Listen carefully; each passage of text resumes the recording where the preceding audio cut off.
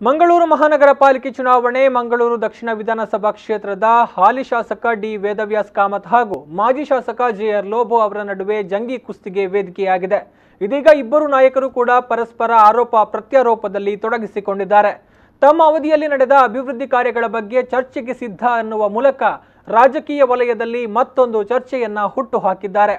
ಈ ಬಗ್ಗೆ ಸುದ್ದಿಗೋಷ್ಠಿ ನಡೆಸಿ ಮಾತನಾಡಿರುವ ಮಾಜಿ ಶಾಸಕ ಜೆಆರ್ ಲೋಬೋ ಅವರು, ಈಗಿನ ಶಾಸಕರಿಗೆ ಕೆಲಸ ಮಾಡಲು ಗೊತ್ತಿಲ್ಲ, ಕೆಲಸ ಮಾಡುವ ಶಕ್ತಿಯಾಗಲಿ ಅರ್ಹತೆಯಾಗಲಿ ಅವರಿಗೆ ಇಲ್ಲ.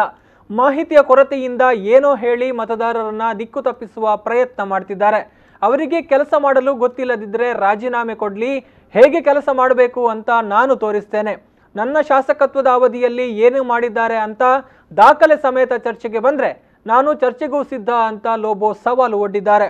ಇನ್ನು ಮಾಜಿ ಶಾಸಕರ ಸವಾಲಿಗೆ ಡಿ ವೇದವ್ಯಾಸ್ ಕಾಮತ್ ತಿರುಗೇಟು ಕೂಡ ಕೊಟ್ಟಿದ್ದಾರೆ. ರಾಜೀನಾಮೆ ಕೊಡುವ ಪರಿಸ್ಥಿತಿ ನನಗೆ ಬಂದಿಲ್ಲ, ನನ್ನನ್ನ ಜನತೆ ಆಯ್ಕೆ ಮಾಡಿದ್ದಾರೆ. ಕಳೆದ 5 ವರ್ಷದ ಆಡಳಿತಾವಧಿಯಲ್ಲಿ ನಡೆದ ಯಾವುದೇ ಯೋಜನೆಗಳನ್ನ ಲೋಬೋ ಅವರು ತೋರಿಸಿಕೊಡ್ಲಿ, ನನ್ನ ಮುಂದಿನ 3 ವರ್ಷದ ಅವಧಿಯಲ್ಲಿ ನಾನೇ ಅನ್ನೋದನ್ನ ತೋರಿಸಿಕೊಡ್ತೇನೆ, ಜನತೆಗೆ ನೆನಪು ಉಳಿಯುವಂತ ರೀತಿಯಲ್ಲಿ ಯೋಜನೆಯನ್ನ ಜಾರಿಗೊಳಿಸ್ತೇನೆ ಅಂತ ಹೇಳಿದ್ರು. ನಾನು ವೇದವ್ಯಾಸ್ ಕಾಮತ್ರಿಗೆ ಪುನಃ ನೇರವಾಗಿ ಪ್ರಶ್ನೆ ಹಾಕ್ತೇನೆ. ನಮಗೆ ಸಾಧ್ಯ ಆಗುವುದಿಲ್ಲ, ನಿಮ್ಗೆ ಆ ಸಾಮರ್ಥ್ಯ ಇಲ್ಲ, ಈ ರೀತಿ ನೀವು ಬಾಯಿಗೆ ಬಂದಂತೆ ಹೇಳಿಕೆ ನೀಡುವುದು ಅವಶ್ಯಕತೆ ಇಲ್ಲ. ಅದರ ಹಿನ್ನೆಲೆ ಪ್ರಕ್ರಿಯೆಗಳನ್ನು ತಿಳಿದುಕೊಳ್ಳಿ, ಮಾಡುವಂಥ ದಾರಿಗಳನ್ನು ಹುಡುಕಿಕೊಳ್ಳಿ.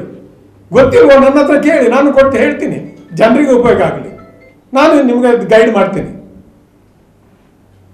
ಆದರೆ ಈ ರೀತಿ ಅಸಂಬದ್ಧವಾದ ಹೇಳಿಕೆಗಳನ್ನು ಕೊಡಬೇಡಿ. ಜನರ ಮೇಲೆ ನೀವು ಈ ರೀತಿಯ ಅನ್ಯಾಯವನ್ನು ಎಸಗುವುದು ಬೇಡ. ಒಂದು ಪ್ರಸ್ತಾವನೆಯನ್ನು ಮಾಡಿಸಲಿಕ್ಕೆ ಈ ಶಾಸಕರಿಗೆ ಯೋಗ್ಯತೆ ಇಲ್ಲ.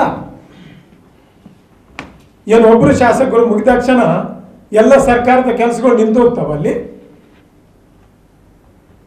ಇದು ಕೇವಲ ರಾಜಕೀಯ ಮಾಡುವುದಕ್ಕೆ ಶಾಸಕರು ಈ ರೀತಿ ಹೇಳುವಂಥ ಅವಶ್ಯಕತೆ ಇಲ್ಲ.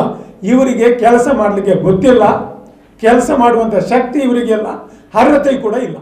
ರಾಜೀನಾಮೆ ಕೊಡುವಂಥ ಪರಿಸ್ಥಿತಿ ಶಾಸಕರಿಗೆ ಬಂದಿಲ್ಲ. ಯಾಕಂತ ಹೇಳಿದ್ರೆ ಜನರು ಆಯ್ಕೆ ಮಾಡಿದ್ರು. ಸರ್, ಮಾರ್ಗದರ್ಶನದ ಕೊರತೆ ಇದೆ ಅಂತೇಳಿ ಹೇಳಿದಾರಾದರೆ ಅವರ ಮಾರ್ಗದರ್ಶನವನ್ನು ಪಡ್ಕೊಳ್ಬೇಕಾದ್ರೆ ಪಡ್ಕೊಳ್ಳೋ, ಅದರಲ್ಲೇನು ತೊಂದರೆ ಇಲ್ಲ. ಆದರೆ ದೇವರ ದಯೆಯಿಂದ ಅಧಿಕಾರಿ ಆಗಿದ್ದವರು, ಅದ್ರ ಬಗ್ಗೆ ನಾನು ಮಾತಾಡೋದಿಲ್ಲ. ನನಗೆ ಸ್ವಲ್ಪ ಏನೋ ಕರುಣೆ ಬರ್ತದೆ. ಯಾಕೆ ಅಂತ ಹೇಳಿದರೆ, ಸರ್, ಕಳೆದ 5 ವರ್ಷಗಳಲ್ಲಿ ಯಾವುದಾದ್ರೂ ಒಂದು ರಾಜ್ಯ ಸರ್ಕಾರದಿಂದ ಯಾವುದಾದ್ರೂ ಒಂದು ಯೋಜನೆಗಳನ್ನು ತಂದಿದ್ದು ತೋರಿಸ್ಬೇಕು. ಶಾಸಕರು ಅವರಿದ್ದಾಗ ಸರ್, ರಸ್ತೆ, ತೋಡು, ಚರಂಡಿ ಈಗ 2 ವರ್ಷಗಳಲ್ಲಿ ನಾನು ತುಂಬ ಮಾಡಿರ್ಬೋದು. ಯಡಿಯೂರಪ್ಪರು ಬಂದ ನಂತರ ನಾನು PWD ಮತ್ತು ಇನ್ನಿಲ್ಲದ ಇಲಾಖೆಗೆ 50 ಕೋಟಿ ಮತ್ತು ಇನ್ನಿತರ ಮೈನರ್ ಇರಿಗೇಷನ್ ಇದೆಲ್ಲ ಸೇರಿಸ್ಕೊಂಡು ಮತ್ತು ಮಹಾನಗರ ಪಾಲಿಕೆ ಮೊನ್ನೆ ಸರ್ 100 ಕೋಟಿಯನ್ನು ಗ್ರ್ಯಾಂಟನ್ನು ಒಟ್ಟು ನಾನು ಸೇರಿಸ್ಕೊಂಡು ನಾನು ಮಾಡಿದ್ದೇನೆ, ಸ್ಯಾಂಕ್ಷನ್ ಮಾಡಿದ್ದೇನೆ. ಪ್ರತಿ ವಾರ್ಡ್ಗಳಿಗೆ, ಮನೆಗಳಿಗೆ, ನಿಮ್ಮ ವಾರ್ಡಿಗೆ ಶಾಸಕನಾಗಿ ಸ್ಯಾಂಕ್ಷನ್ ಮಾಡಿದ ಮೊತ್ತ ಎಷ್ಟು ನನಗೆ ಕೊಡ್ತಾ ಇದ್ದಾರೆ.